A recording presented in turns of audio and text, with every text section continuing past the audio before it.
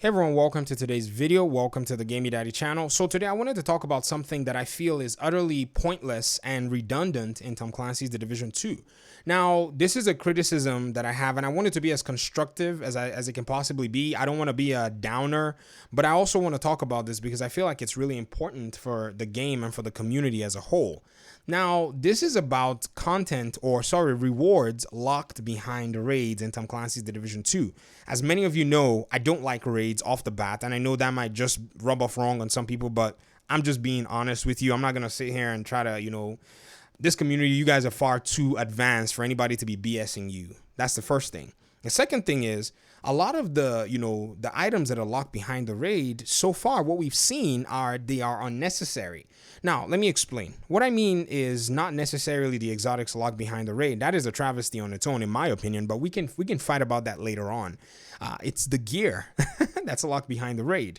Now, to show you that it's actually utterly ridiculous and utterly, useless, I have to point out to the gear that used to be locked, behind the raid, and that was the chest pieces and the backpacks for, gear sets like Negotiator's Dilemma.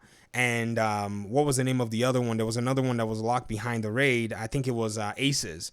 And you had to go into the raid to farm the blueprints for them. And only if you had completed those sections and gotten those blueprints could you then have access to these items. So not only did you have access to them dropping, you had access to them actually giving you a blueprints for them. And that was just it. Everybody else only had to enjoy a subpar version of it. Now, I went in the first raid, Operation Dark Hours. I did my due diligence and I farmed it. Well, down the road, the developers decided, well, we actually don't, like for the way the gear is actually set up. They said this in the state of the game.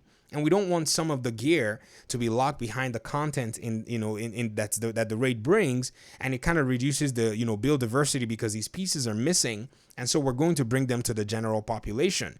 And everybody rejoiced and said this is a good move, and they did that. Everybody now has access to Negotiator's Dilemma chess pieces that can drop in the open world. Everybody now has access to the other stuff and all that good stuff, right? Wrong. They released the other raid and then they put the chess pieces of Foundry Bulwark and the other, I don't know what else they put in there. I don't really care because I know they're going to eventually go back and bring it again. They put it and locked it behind the raid. Isn't that kind of interesting? That the developers themselves opened their mouths to say that approach did not allow for the game to have the build diversity that it needed, and yet they did the exact same thing.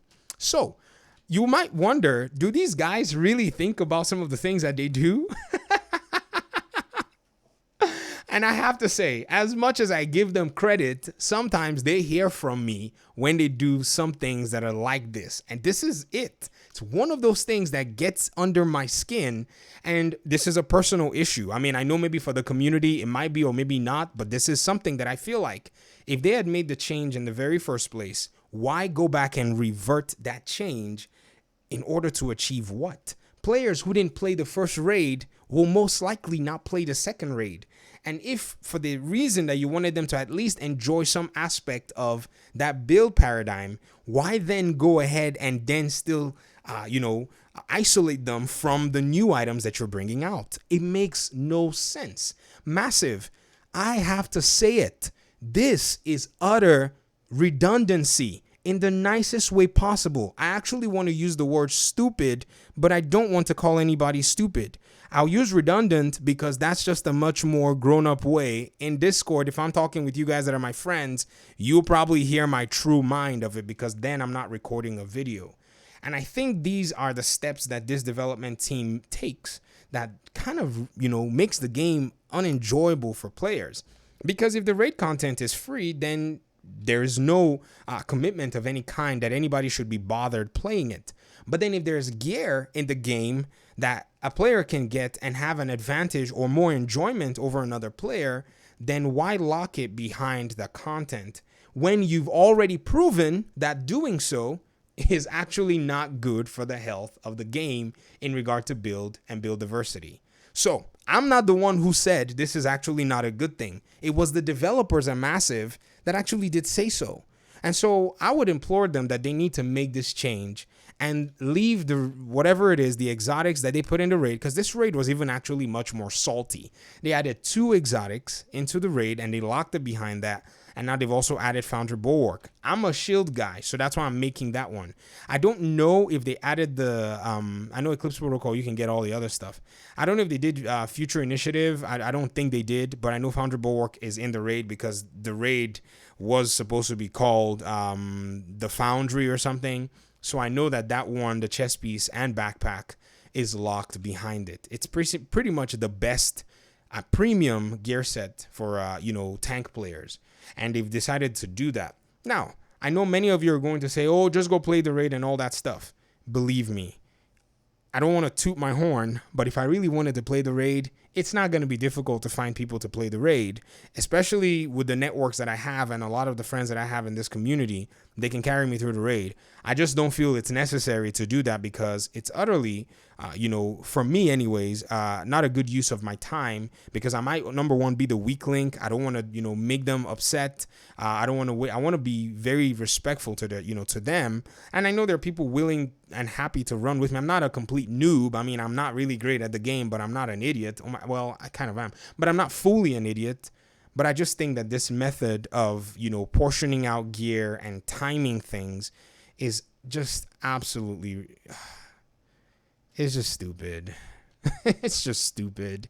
Massive for all the things you guys do right in this game. And I'm going to be the first to say it, even in the face of critics and even haters. I think this is one of those ones where you guys deserve a huge backlash. And for some strange reason, many people aren't even bothered enough to even give you the backlash. That shows you that you're not doing something right. If you were maybe doing this right, maybe you wouldn't even have to deal with the people who are actually complaining about issues like this. And you'll most likely have more people enjoying the game. And if you say, well, they don't have to play the raid, then truly you mean it. They don't have to play the raid. And I think I'm in that party.